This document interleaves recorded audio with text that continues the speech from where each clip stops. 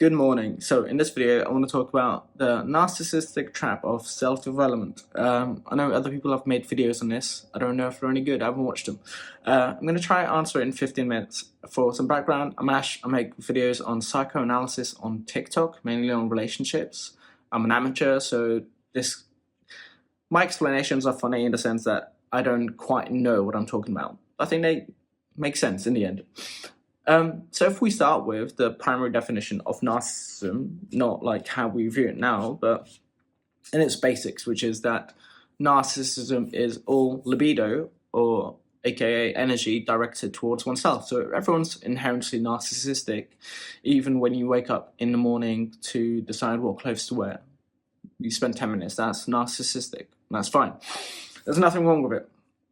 So I'm going to break away quickly into discussing two things which seem disconnected to answering this question of how is self-development a narcissistic trap, but we'll get there. So I spent 10 years in like Eastern spirituality, and it was good. I wasn't that serious. This whole thing about killing your ego and removing all desires and so on. It was fun. But the biggest thing that helped me was finding my true passion, which once I found it, I decided I'm going to spend the rest of my life trying to achieve it. And this is rich, but this is one of the things I recommended on my TikTok, which is that one of the only people that you can trust when it comes to dating, for example, is someone with a passion and a life purpose. The reason for that is if you imagine that we're not a whole self, but we're a collection of parts within us. And all of these parts develop at various points in our lives due to various complexes and experiences. And they all have their own needs, desires, and callings for expression. So when you don't have like an all-aligning purpose, what that does is that all these parts are kind of facing different directions. They're not all working towards the same goal. So when somebody likes you, essentially, that could just be one of their parts. And then the part that ends up rejecting you, like 2 months in, they're like, oh, actually, I don't like this person. That's not necessarily the same part that liked you in the first place. Because all these parts are just competing with each other, right? One's voice gets bigger, one of their parts' voice, gets to live out their life for 2 months. You excite that part for 2 months, and then 2 months pass, and then another part's like, hey, my turn, and I don't happen to like this person that you chose to be part of our life. So you need a purpose to align all these parts, and that's when you say yes to someone, you're evaluating that decision of a yes against all your parts. Internally, you're like, does this person fit all my parts which are aligned in the same direction towards achieving this goal? Yes. So the next part that comes in, I'll connect this all together soon, hopefully. The next part that comes in, so what is psychoanalysis? And it looks like another type of therapy where you're just discovering inner knowledge, knowing yourself. But it's not. Because somebody explains it quite well, which is this guy, Adam Phillips, and he says this, which is that the point of psychoanalysis is not to cure your problems, but it's to forget them. What does that mean?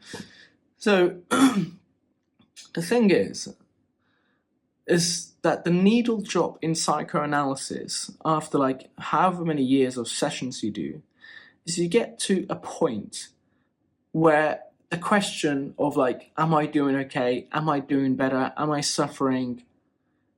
Just kind of ends up making you disgusted. Like you're just so bored of all your shit that the question falls away. That's the needle drop in psychoanalysis. So now, how can psychoanalysis be about this? How can it not be about self-knowledge? Because psychoanalysis is anti or against ideology. And ideology is maybe a word you've heard. I didn't even know what it meant until yesterday, literally. Ideology means the promise. basically you have in Christianity, you have in Buddhism, you have in capitalism. Do this set of things and you'll be promised a return to the good life, the perfection, the absolute in some way or other. So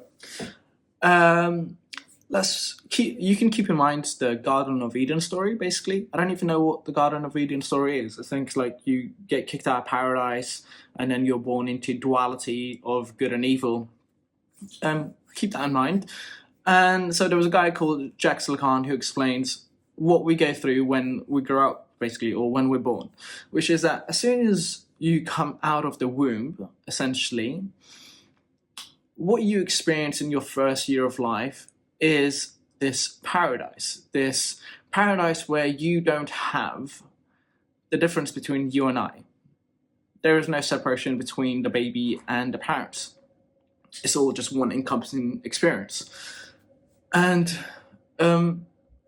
when the kid gets introduced to language, when it starts making its first utterances, when the kid first develops the mental capabilities to understand the distinction between you and I, there's a cut made, or there's a castration, or there's a wound that's irreparable. This is what psychoanalysis says. That cut is irreparable. There is no return of anything you can do in this life to return to that earlier state of paradise. When the baby realizes that the mother, the first godly thing that oversees him or her, is a you, that is the first big narcissistic wound that this world isn't for me. This isn't a safe world created just for me. There is other people with their own desires and ambitions and so on. Now, ideology promises you can reverse this cut. But the reason you can't, for example, when you're born into the world of language, as soon as, you might have heard this in other shapes and forms, is as soon as I'm speaking, there is the place within me that is deciding to speak, and then there's the speaker. I immediately cut myself into two as soon as I'm speaking. But this cut is essential because the hole or the wound that it leaves behind is what gives human desire. It's what animates us. It's what makes us from a baby that's just purely instinctual and need-based to a being, to a subjective being that has desires. Because desires are born out of the motivation and drive to find objects within this world to replace that wound, thinking in a fantastical way that in some way we can be repaired. And that's actually the human experience. That's essential. So this is why, for example, you'll find people saying, I thought money was the thing that was going to cure everything, and then I got it and I realized it wasn't. And this is how you go from milestone to milestone. You try to achieve one thing, thinking that's going to bring you that experience, and like, actually I got it, and then it didn't make me whole. And people do that until they die, which is also fine.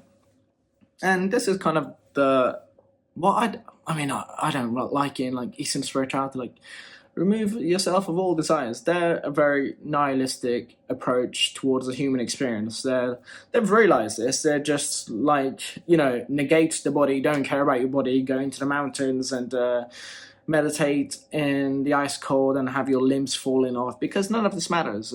Just remove yourself of all desires. So that's their promise. But a way out of all of this is supposedly this Hegelian concept, the philosopher Hegel. And someone in recent times that talks about this is Slavoj Žižek. He's quite a cool dude. So he talks about the negation of the negation.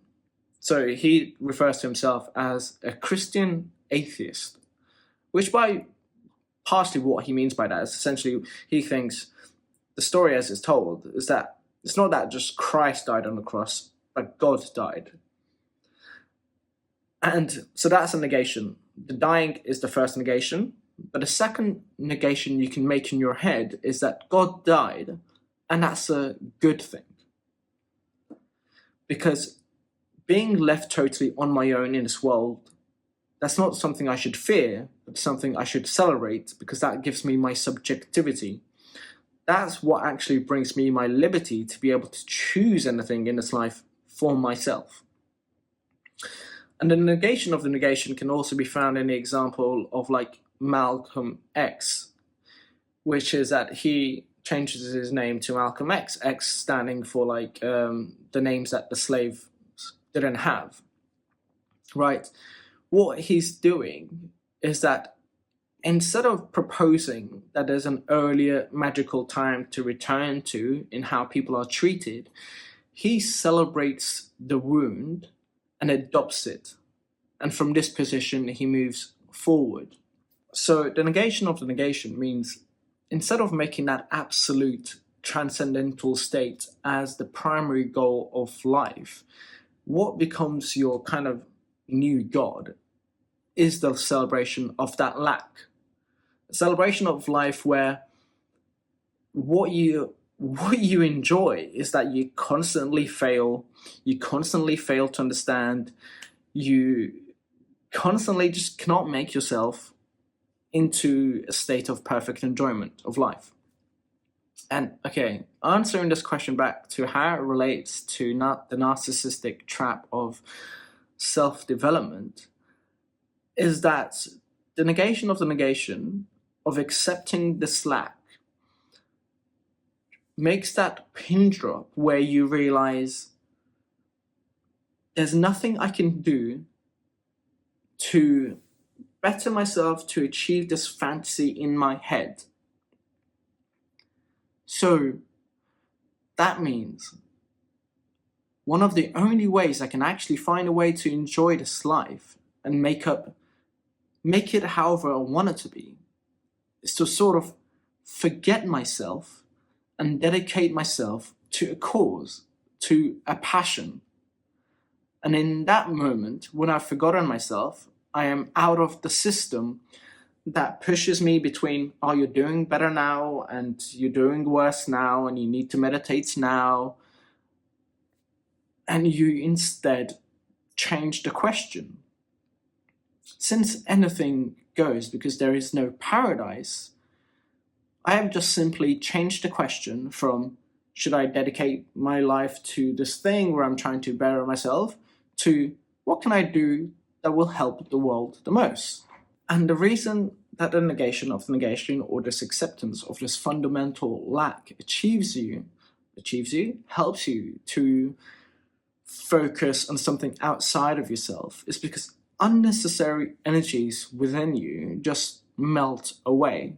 If we take the example of going to the gym, for example, what your eyes oscillate in between is this pressure to go to the gym, to be healthy, to get this perfect body, and the pressure of if you don't, you become fat, you become ugly, and it takes you away from this fantasy in your head that you need to have the perfect body to achieve this fantasy.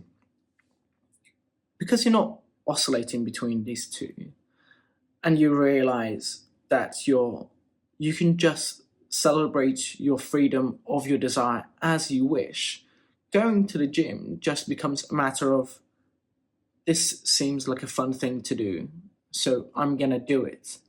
It's not in pursuit of some ideology that the aesthetics of the body means something in this life. It's not in pursuit of that.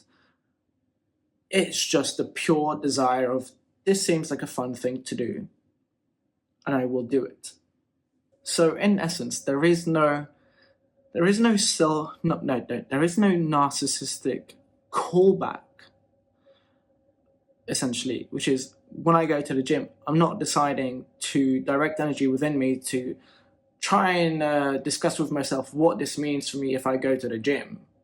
Like, what benefit am I getting from this and where am I going? What does it mean for my future and my afterlife? It's just, I'm going to the gym. I'm going to end the video there. I'm not sure if I explained it totally well, but if you have any questions, leave them down below. I'll try to answer. And follow me on TikTok. Thank you.